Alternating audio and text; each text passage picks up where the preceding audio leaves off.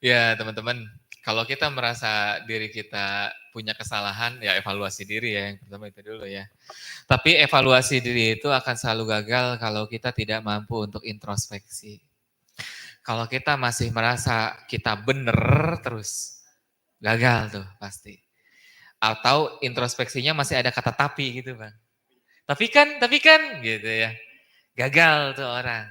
Ya, kalau mau introspeksi mah, walaupun ada nilai-nilai kebenaran di kita, tetap posisikan diri kita itu salah. Namanya juga introspeksi diri, namanya juga evaluasi. Pasti keburukan-keburukan yang kita bahas itu. Itu ya. Jadi total kalau mau introspeksi mah ya harus total ya. Gitu. Jadi jangan separoh-separoh, kenapa? Karena nanti gagal. Gitu. Nah, teman-teman, dalam kehidupan bertetangga itulah kenapa banyak banget hadis Rasulullah SAW yang menjelaskan tentang bagaimana cara kita harus berlaku sama tetangga. Ya gitu, ya. Karena memang urusan dengan tetangga itu rumit ketika kita bawa rumit, gitu ya. Mudah ketika kita bawa mudah. Apalagi kalau kita orang baru gitu, ya. Yang pasti jangan pernah menjadi orang lain, gitu.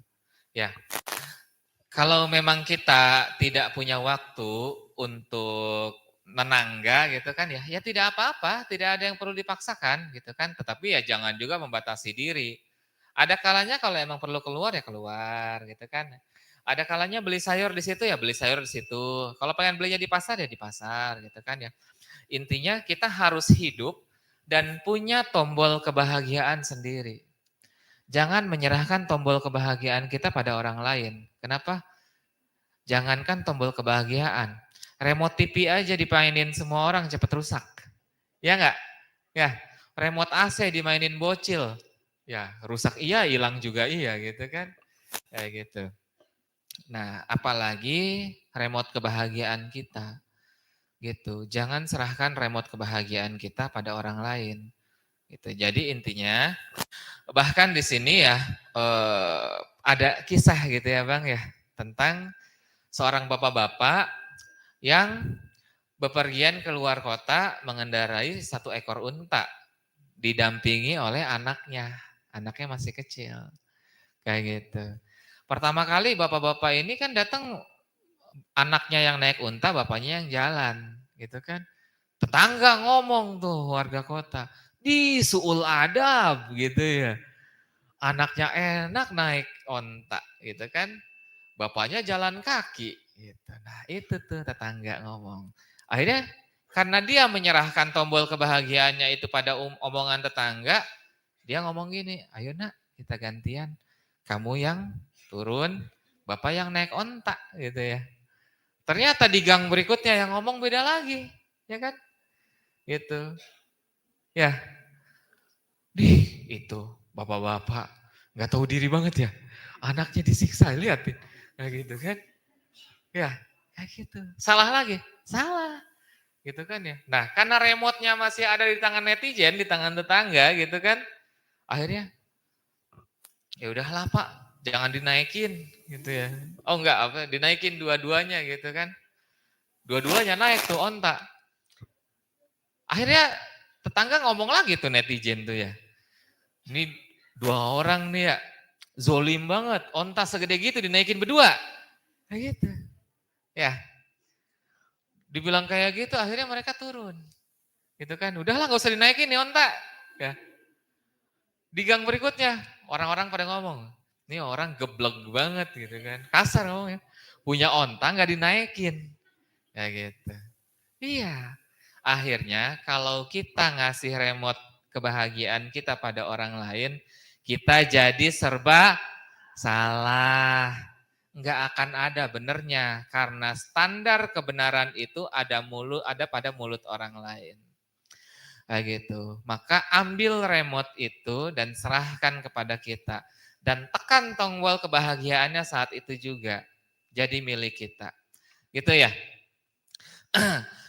Jadi apapun yang terjadi kita akan bahagia. Mereka mau ngomongin apapun itu ya sudah tidak apa-apa. Gitu ya. Dengerin aja. Karena orang ngomong kan cuma pengen satu doangan ya. Pengen didengar. Apakah perlu kita masukin ke hati kita? Enggak perlu. Kayak gitu kan ya, sama gitu kan ya. Ya, ada bapak-bapak belanja di warung gitu kan ya. Karena dia tahu sunahnya. Tahu-tahu emak-emak komen gitu kan. Istrinya kemana Pak? Gitu kan ya. Ya urusan istri saya, urusan saya lah gitu kan. Ya enggak? Gitu. Ya, segala macam. Tapi apakah perlu dibalas? Enggak usah. Karena jawaban kita hanya akan memancing masalah berikutnya. Kayak gitu. Sehingga Sayyidina Ali ngomong, tidak perlu menjelaskan tentang dirimu. Itu ya. Karena apa? Karena orang yang menyukaimu itu kan nggak butuh. Karena kan dia mah udah suka sama kita. Gitu kan ya. Sementara orang yang membencimu, ya dia mah haters just gonna hate gitu kan ya. Mau apapun yang kita lakukan ya kita mah akan dibenci kayak gitu kan. Kayak gitu. Emang nggak perlu gitu. Jadi nggak usah ada penjelasan apapun. Orang ngomongin kita, nggak usah keluar, senyumin aja kayak gitu kan. Dalam hati masih gondok nggak apa-apa. Karena kalau nanti kita malah ngejelasin yang macam-macam, nanti macam-macam juga kayak gitu. Sama AA juga cukup jarang keluar gitu kan ya. Dan AA membiarkan apapun yang mereka bicarakan di luar sana dan alhamdulillah hidup AA baik-baik aja gitu ya. No? Ya gitu kan. Disebutin profesinya itu, kesibukannya itu, ya biarin aja. Gitu kan ya. Biarin aja mereka ngomong apa-apa. Toh mereka nggak ngegaji AA ini, gitu kan. Harusnya kalau mereka ngasih uang buat kita gitu. Abis ngomongin harus ngegibahin gitu, ngasih segepok gitu kan. Gitu kan. Ya udah gitu. Nah, jadi itu ya. Jangan menyerahkan tombol kebahagiaan kita. Terus tidak perlu merasa tersinggung karena itu tadi pada akhirnya kalau kita terlalu banyak mendengarkan orang lain, omongan-omongannya terutama omongan-omongan yang buruk, semuanya akan menjadi serba salah gitu kan ya. Nilai kebenaran itu standarnya hanya ada pada Al-Qur'an, hadis dan juga ya standar-standar Islam gitu ya Bang, perkataan ulama kayak gitu. Selain daripada itu sifatnya umum aja gitu ya. Jadi nggak usah diinternalisasi gitu. Jadi apa yang harus saya lakukan? Ya udah, anjing menggonggong kafilah berlalu. Biarkan mereka terus nyerocos, kita mah santai. Gitu. Ya enggak? Dan itu tadi, kalau sekali aja kita ngerespon, udah akan jadi masalah berikutnya. Gitu ya.